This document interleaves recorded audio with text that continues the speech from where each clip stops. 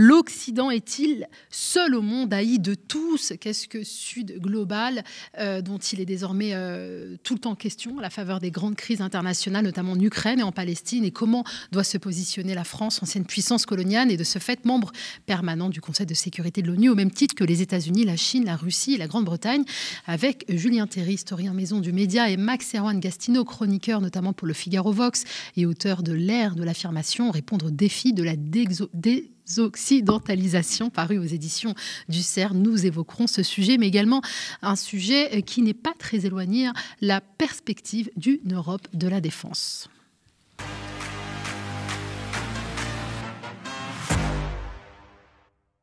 Bonsoir Max Erwan. Bonsoir. Bonsoir Julien. Bonsoir. Aujourd'hui, nous avons choisi d'évoquer la géopolitique mondiale et européenne.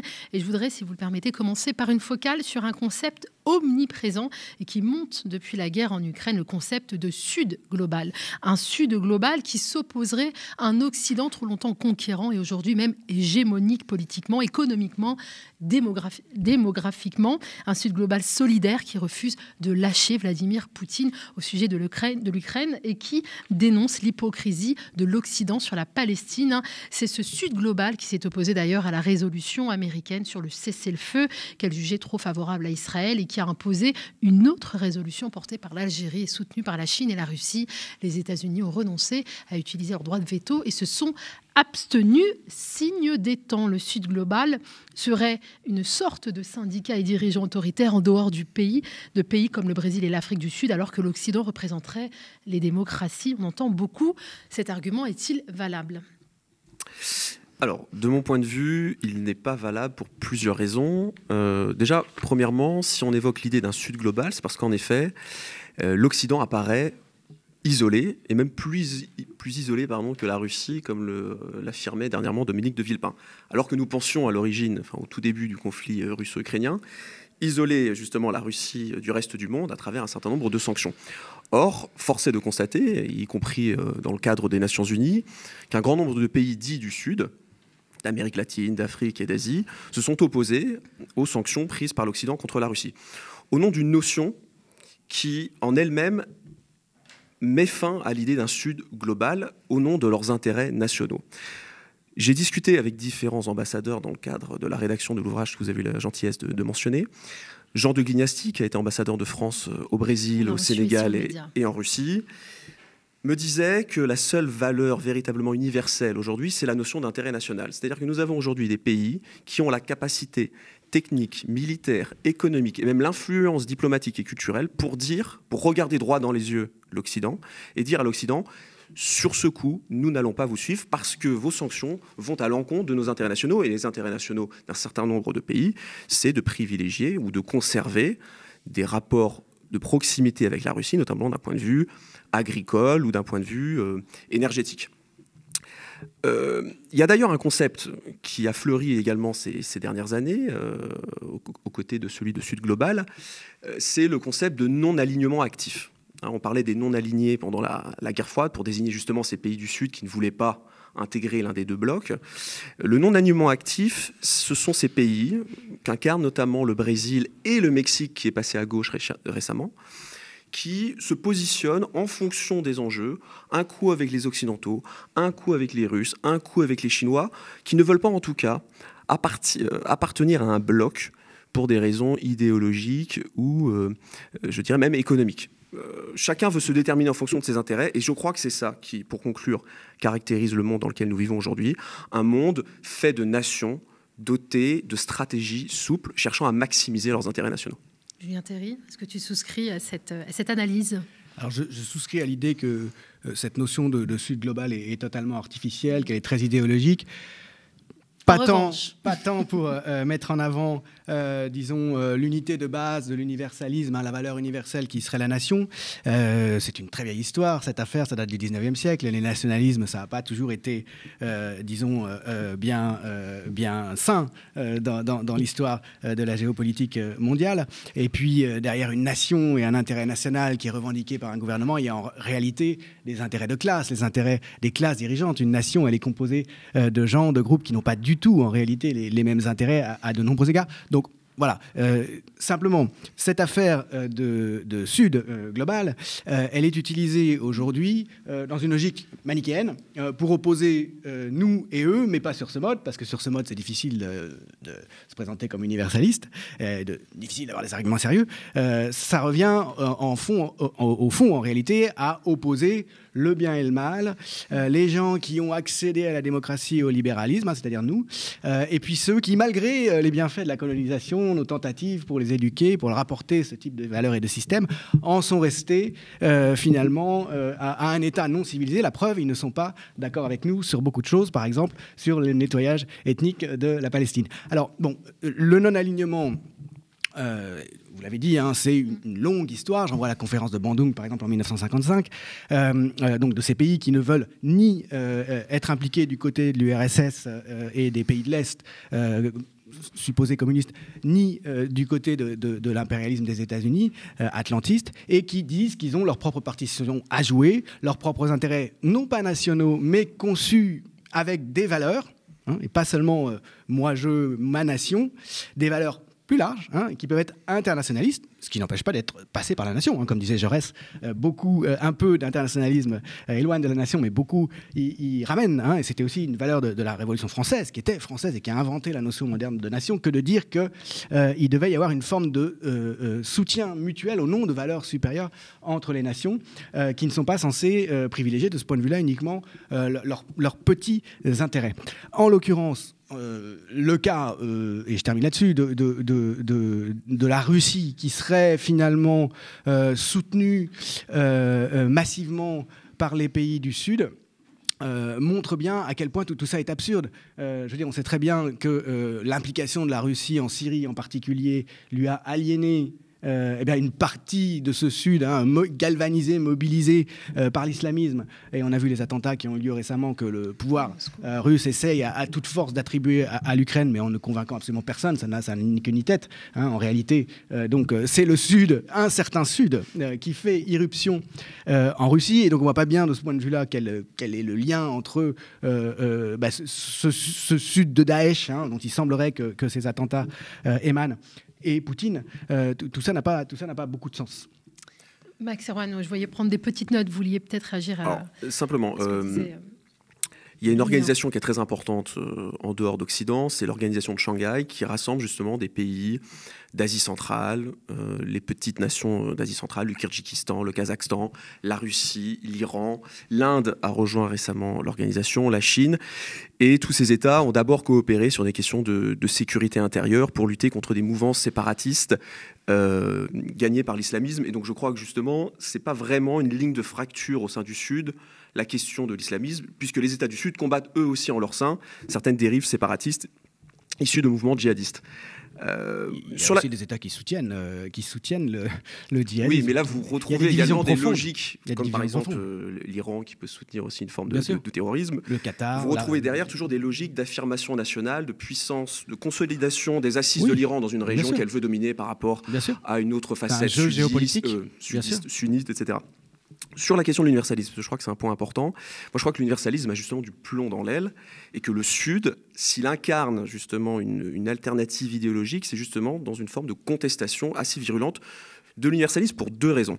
La première raison, c'est que l'universalisme a été instrumentalisé par les pays occidentaux pour s'ingérer dans les affaires d'un grand nombre de pays et puis pour intervenir au nom de guerres humanitaires, comme on avait bâti par exemple l'intervention. Capter leurs ressources, comme on avait par exemple économiques qualifié, depuis longtemps. sans mandat des Nations Unies, l'intervention de l'OTAN au Kosovo en 1999.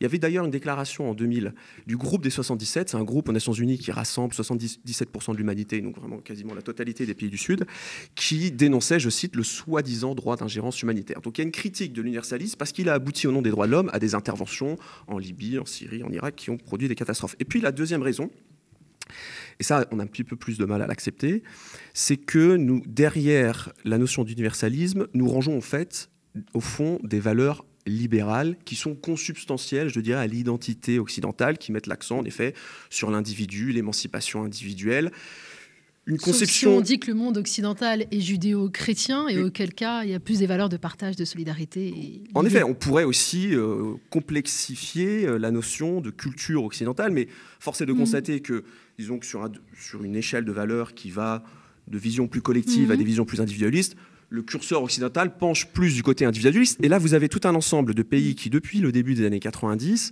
s'affirment sur le terrain culturel par peur d'être gagnés par une dynamique individualiste qui aboutirait in fine à l'atomisation de la société. Et je donnerai juste un exemple. En 1993, vous avez la première convention internationale sur les droits de l'homme qui s'organise, la première depuis la fin de la guerre froide, qui s'organise à Vienne. Vous avez donc pas loin de 200 pays qui sont représentés et donc qui sont censés être à cette occasion transcendés par un certain nombre d'idéaux communs autour de la notion donc de droits de l'homme. 2 mois avant cette convention de Vienne, donc en 1993, les pays d'Asie se réunissent, et là quand je dis l'Asie, c'est du Moyen-Orient à la Chine, en passant par Singapour, le Vietnam, etc., se réunissent à Bangkok, publient une déclaration de Bangkok appelant les Occidentaux à tempérer leurs élans universalistes pour tenir compte, je cite, des identités nationales. Et je crois que nous vivons quand même toujours encore un petit peu aujourd'hui dans cette configuration géopolitique opposant un Occident universaliste à tendance impérialiste. Aujourd'hui, c'est un impérialisme non pas politique et économique, quoique, mais surtout, je dirais, moral, à une forme de différentialisme oriental qui valorise les enracinements et les ancrages particuliers, locaux, régionaux ou nationaux. Ou civilisationnel également. Oui. Très rapidement, Julien, je vais devoir poser on a vraiment l'impression qu'il y a une assimilation entre universalisme et individualisme. C'est reçu comme ça. Individualisme presque postmoderne. L'universalisme, c'est pas nécessairement le néolibéralisme individualiste, bien de là, mais finalement, on a l'impression que vous confondez universalisme et modernité. Non, je crois qu'il faut tenir compte de la réception de notre discours universaliste, et dans beaucoup de pays du Sud, c'est reçu comme un discours libéral visant à atomiser des sociétés qui ne veulent pas être embarquées dans ce processus bien sûr, mais l'émancipation, les droits individuels et collectifs, ce sont des valeurs qui peuvent être universelles et qui ne sont pas nécessairement assorties d'impérialisme sous couvert d'universalisme. Simplement, j'aurais juste voulu finir, parce que je crois qu'on n'a pas beaucoup de temps sur cette question nord-sud. Aujourd'hui, la question de la Palestine, à mon sens, est absolument fondamentale pour comprendre le sens et les objectifs proprement idéologiques de cette opposition qu'on voudrait nous faire avaler, de cette binarité qu'on voudrait nous faire avaler. Et pour en revenir à quelque chose qui fâche, mais parce que précisément c'est là que le bas blesse, si on prend la façon dont la résistance palestinienne à l'occupation, à ce qui s'est passé à Gaza depuis des décennies, est considérée aujourd'hui comme incompréhensible, inacceptable à tous égards. Bien sûr, je pense à la manière, au narratif, comme on dit aujourd'hui, qui est relayé aveuglément, en particulier en France, autour du 7 octobre. Comme l'a très bien dit Bernard-Henri Lévy quand il a été reçu, sans être vraiment contredit par le journaliste sur France Inter, le 7 octobre n'a pas de cause. C'est religieux. C'est le mal. Pourquoi ? Parce que, qu'est-ce qui s'est passé le 7 octobre ? Il y a des gens qui ont été colonisés, qui se sont battus, et d'une manière qui est évidemment éminemment critiquable, en tuant des civils, d'une manière qu'on peut qualifier de terroriste, mais qu'en aucun cas on ne peut séparer de la situation qui a été créée pendant des décennies, par un oppresseur qui a défini les formes de la lutte, comme toujours, l'État d'Israël, en répondant donc, lors de cette attaque du 7 octobre, à un terrorisme d'État évident, des assassinats de civils pendant la marche du retour, etc. Voilà. Donc ce type de lecture, évidemment, tout à fait malhonnête, qui finalement refuse de voir l'agentivité finalement des colonisés, de ceux du Sud, qui renvoie, sans qu'on s'en rende compte, aux attitudes qu'il y a eu en Europe lors des premières grandes défaites coloniales. La défaite d'Isandlwana des troupes anglaises contre les Zoulous en 1879, dont personne ne se souvient aujourd'hui. La défaite des Italiens à Adoua, de la part des troupes de Ménélique II, qui ébranlent totalement la fierté blanche. Il faut voir qu'il y a tout ça derrière. Le narratif, les fake news sur les bébés décapités, etc. Des colonisés qui combattent avec les armes atroces qu'a aussi l'oppresseur, forcément, ce sont des gens inhumains. Et forcément, on nous parle de bébés décapités, quitte après à dire que c'était faux. Donc, l'opposition sud-nord, il faut bien, je vais terminer là-dessus, voir qu'elle est souvent sous-tendue d'une forme insidieuse de suprémacisme occidental. Est-ce qu'on peut dire, messieurs, aujourd'hui, que le reste du monde déteste l'Occident et ses valeurs et qu'il faut les réaffirmer au risque de s'isoler ? Max Erwan. Alors, non, il faut comprendre notre environnement stratégique, dans quel monde on vit, et on ne vit plus dans un monde que l'Occident domine. En effet, l'Occident a grosso modo dominé le monde pendant 400 ans.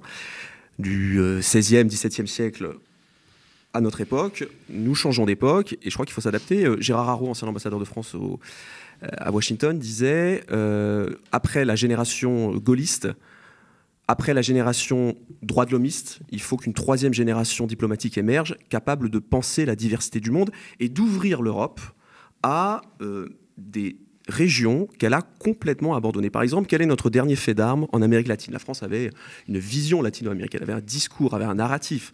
Elle avait quelque chose à dire, quelque chose à porter, qui la distinguait d'ailleurs du bloc soviétique et du bloc occidental.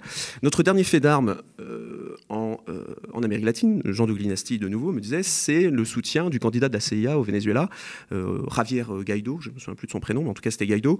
Ce qui fait qu'aujourd'hui, on ne voit plus très bien quelle est la tonalité que la France peut apporter au monde, alors que dans un monde qui se sudise, qui se désoccidentalise, je crois que justement la France a quelque chose à dire puisqu'elle était en avance en quelque sorte sur les autres pays occidentaux. Lorsqu'en 2003 elle s'oppose à la guerre en Irak, elle ne le fait pas simplement parce que les motifs américains sont faux, reposent sur des mensonges, elle le fait parce qu'elle anticipe l'avènement d'un monde post-américain, comme dit Zakaria, éditorialiste à CNN, un monde que l'Occident ne peut plus dominer et que donc, qui fait que du coup le Sud ne comprendra pas notre intervention.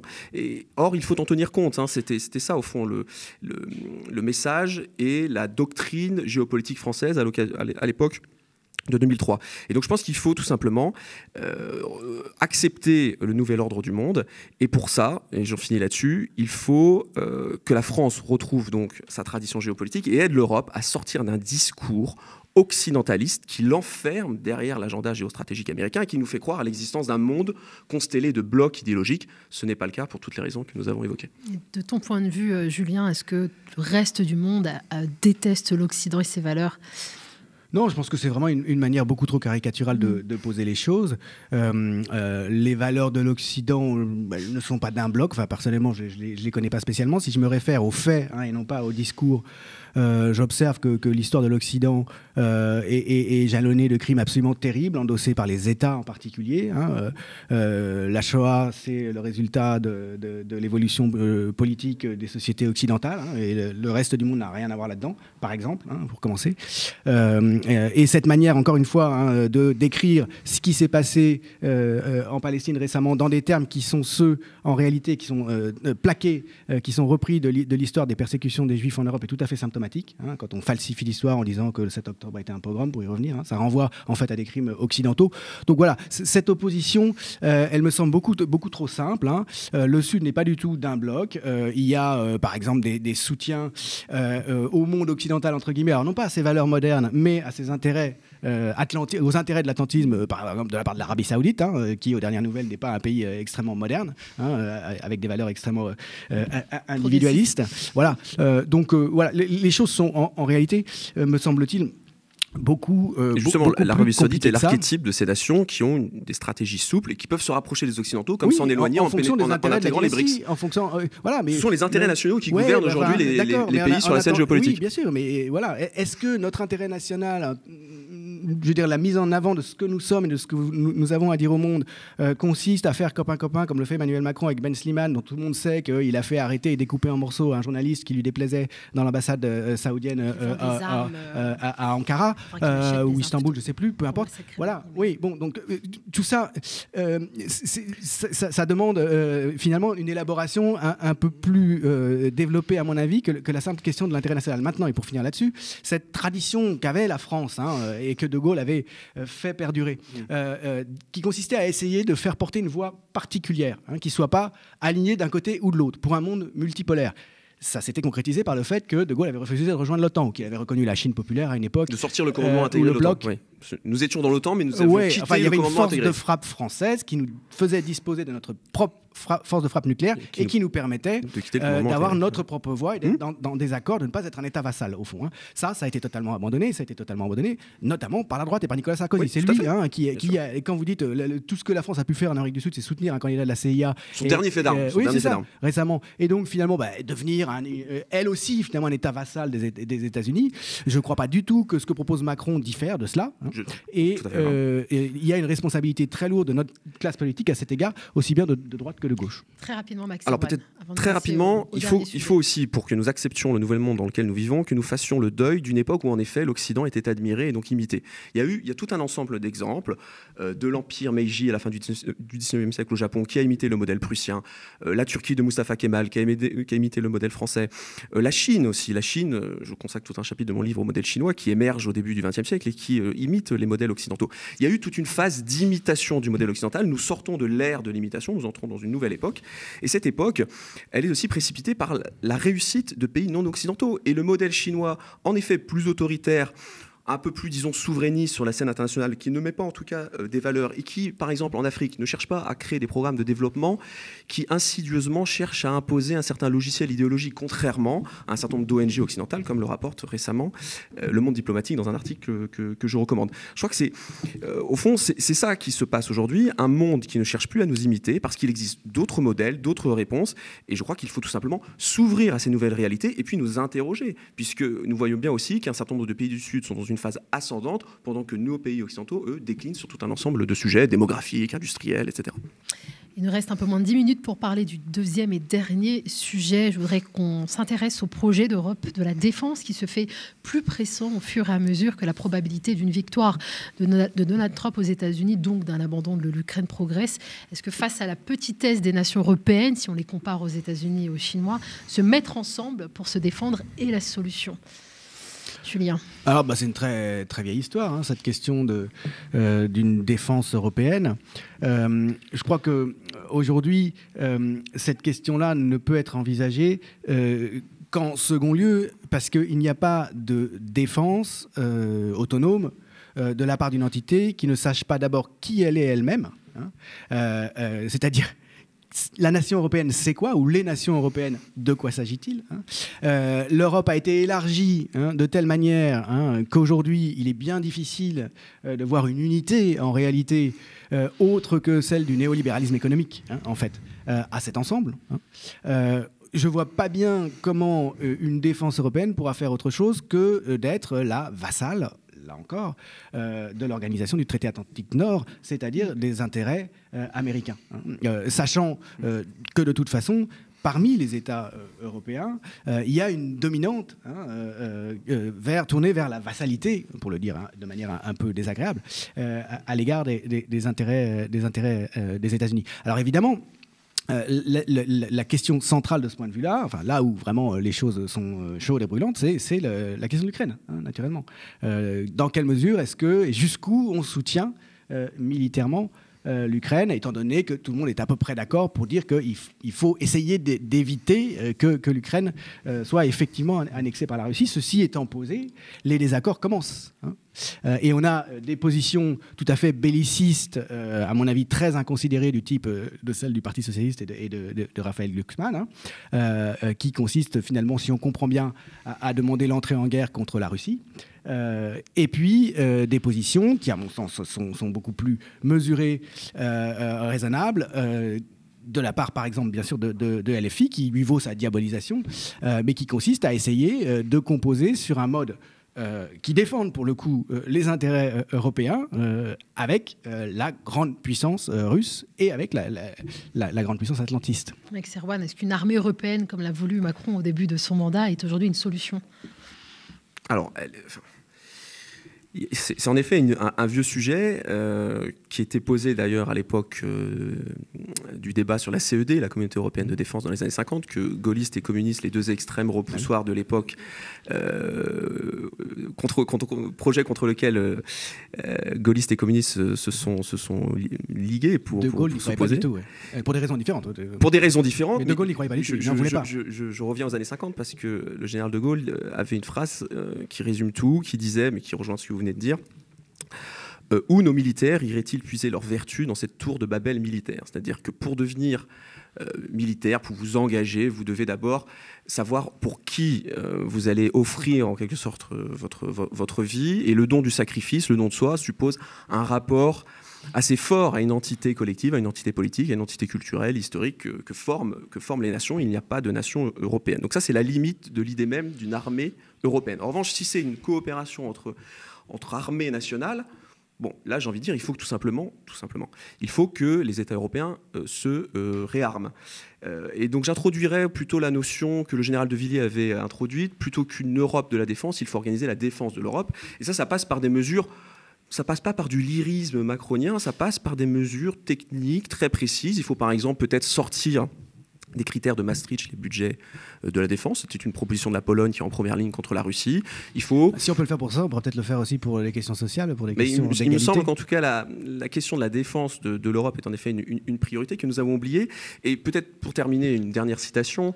Raymond Aron, à la fin des années 70, dans l'Express, se demandait pourquoi l'Europe, au fond, n'arrive pas à exister, à s'affirmer sur la scène internationale. Et il disait « L'Europe est-elle empêchée du fait du veto américain, du fait que dans les faits, elle est une annexe de l'Empire américain et qu'elle ne peut donc pas prendre véritablement de décision sans l'aval de l'OTAN, ou du fait des Européens eux-mêmes qui ont perdu leur patriotisme national sans le remplacer ?»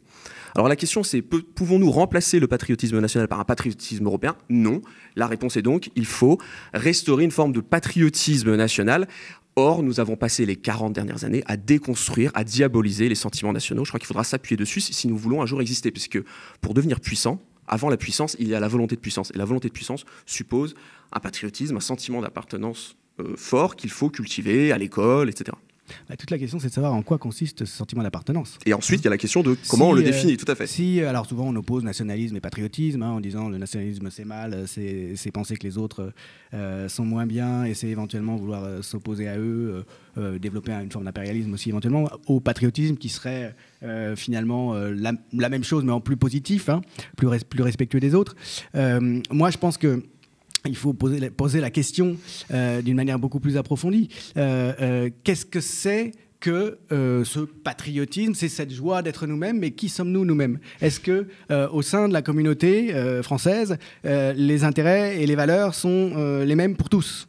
Non, mais ça implique justement de se poser la question et pas de rejeter la question par principe. Ce qui est souvent un réflexe assez présent, notamment à gauche. Après, il y a effectivement, de la part de certaines parties de la population, souvent la bourgeoisie culturelle progressiste, qui s'aime beaucoup comme désirant la non-appartenance. Et jamais elle ne se pose la question des conditions sociales du désir de non-appartenance, qui implique en fait en réalité une certaine aisance aussi à gauche, matérielle. François Bégodeau, quelqu'un que j'apprécie par ailleurs. Mais moi je parle de la gauche là. Je parle de la gauche. Non, mais pas que la gauche progressiste, c'est aussi une gauche de gauche, plus à gauche, qui rejette l'idée même de nation, de patriotisme. Oui, tout à fait. Mais ça, moi, je me sens dans une certaine mesure en phase à certains égards, mais toute la question est encore une fois de savoir ce que c'est que la nation. Si cette nation, c'est celle qui, en 1789, se déclare libre de disposer d'elle-même comme communauté face à une autre source de la souveraineté, puisque c'est elle qui désormais va revendiquer la souveraineté, pour la première fois dans l'histoire des sociétés, en tout cas occidentales, contre un autre dépositaire de la souveraineté qui est la dynastie royale qui tient ses pouvoirs de Dieu, évidemment que cette nation-là,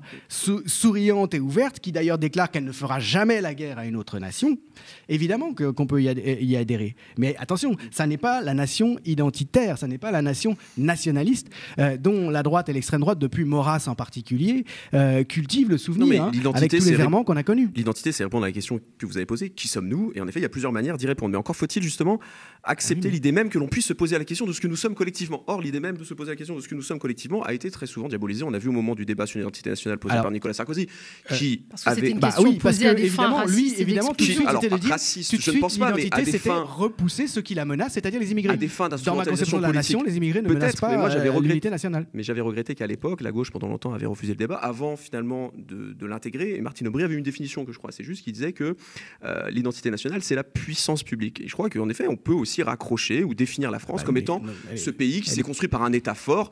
Aujourd'hui, l'État fort dans l'Europe supranationale, c'est une contradiction dans les termes. Mais n'est pas nécessairement xénophobe, cette puissance publique. Xénophobe, la lecture qu'en font la droite et l'extrême droite est quand même franchement xénophobe. La question, c'est le grand remplacement. Valérie Pécresse, elle a fini par le lâcher. Et c'est évidemment la meilleure manière, en agitant un ennemi et en refusant au fond le temps et le changement, qui consiste à dire qu'est-ce qu'on veut être, qu'est-ce que nous sommes, qu'est-ce qui nous menace dans ce que nous sommes. C'est les gens qui ne sont pas des bons blancs français depuis je ne sais combien de siècles. C'est une absurdité, c'est un refus du temps. Il faut se demander ce que nous avons en commun, sinon en effet il n'y a pas de nation, il n'y a qu'une juxtaposition d'individus, situation dans laquelle je crains que nous soyons aujourd'hui.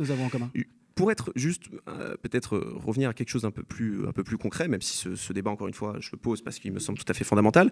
Il y a un projet aujourd'hui qui est mis en avant, notamment par Emmanuel Macron. Paris et Berlin s'alignent sur ce sujet. C'est l'idée de mettre fin au droit de veto des États membres sur les questions de politique étrangère. Donc, au sein du Conseil européen, les 27 se réunissent et puis ils peuvent éventuellement opposer leur droit de veto.